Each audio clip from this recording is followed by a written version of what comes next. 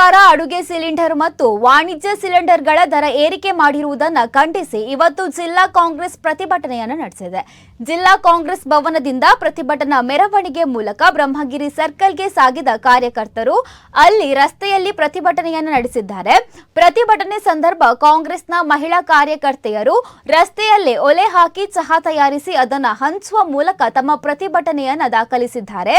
ದೇಶದಲ್ಲಿ ಗ್ಯಾಸ್ ದರ ಸಣ್ಣ ಪ್ರಮಾಣದಲ್ಲಿ ಏರಿಕೆ ಮಾಡಿದರು. ತೀವ್ರ ಪ್ರತಿಭಟನೆ ಮಾಡುತ್ತಿದ್ದ ಬಿಜೆಪಿ ಪಕ್ಷ ಇವತ್ತು ಕೇಂದ್ರದಲ್ಲಿ ಅಧಿಕಾರದಲ್ಲಿದ್ದು ಅಡುಗೆ ಸಿಲಿಂಡರ್ಗೆ 60 ರೂಪಾಯಿ ಮತ್ತು ವಾಣಿಜ್ಯ ಸಿಲಿಂಡರ್ಗಳ ಬೆಲೆಯನ್ನ 115ಗಳಿಗೆ ಏರಿಸಿದೆ. ದೇಶದ ಕೋಟ್ಯಾಂತರ ಜನರು ಇದರಿಂದ ಸಾಕಷ್ಟು ಸಂಕಷ್ಟಕ್ಕೆ ಒಳಗಾಗಿದ್ದಾರೆ.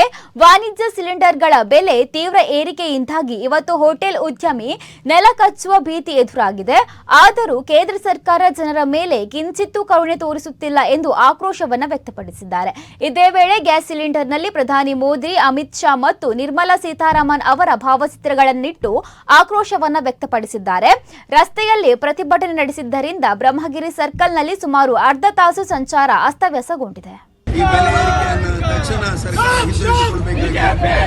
ಸರ್ಕಾರವೇ ಈಗಾಗಲೇ ಹೇಳಿಕೊಂಡಿದ್ದು ಲೋಕಸಭೆಯಲ್ಲಿ ಮತ್ತು ರಾಜ್ಯಸಭೆಯಲ್ಲಿ ಅಧಿವೇಶನಗಳು ನಡೀತಾ ಇರುವಾಗಲೇ ಉತ್ತರವನ್ನು ಕೊಟ್ಟಿದ್ದಾರೆ. ಪೆಟ್ರೋಲಿಯಂ ಸಚಿವರು ಮತ್ತು ಈ ದೇಶದ ಗೃಹ ಸಚಿವರು ಕೂಡ ನಾವು ಯಾವುದೇ ರೀತಿಯಲ್ಲಿ ಬೆಲೆ ಏರಿಕೆಯನ್ನು ಮಾಡುವುದಿಲ್ಲ, ನಮಗೆ ಬೇಕಾಗಿರ್ತಕ್ಕಂಥ ನಮ್ಮಲ್ಲಿ ಕ್ರೂಡ್ ಆಯಿಲ್ಗಳಿದೆ, ನಮ್ಮಲ್ಲಿ ಬೇಕಾಗಿರ್ತಕ್ಕಂಥ ತೈಲ ದಾಸ್ತಾನು ಇದೆ ಎಂಬ ಮಾತನ್ನು ಕೂಡ ಹೇಳಿದ್ರು.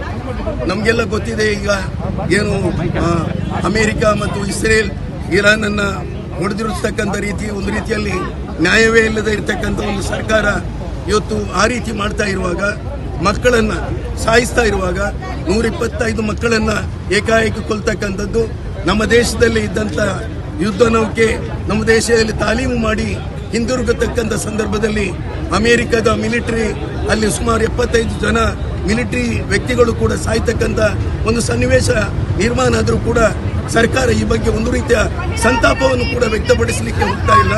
ಇದು ಕೂಡ ತೀವ್ರ ಖಂಡನೀಯವಾಗಿರ್ತಕ್ಕಂಥದ್ದು. ಈ ದೇಶ ಯಾವತ್ತೂ ಕೂಡ ಶಾಂತಿ ಸಾಮರಸ್ಯಕ್ಕೆ, ಬದುಕಿಗೆ ಹೆಚ್ಚು ಬೆಲೆಯನ್ನು ಕೊಟ್ಟುಕೊಂಡು ಬಂದಿದೆ. ಮಹಾತ್ಮ ಗಾಂಧೀಜಿಯವರ ಆದರ್ಶ ಈ ದೇಶದ ಜನತೆಗಾಗಿದೆ.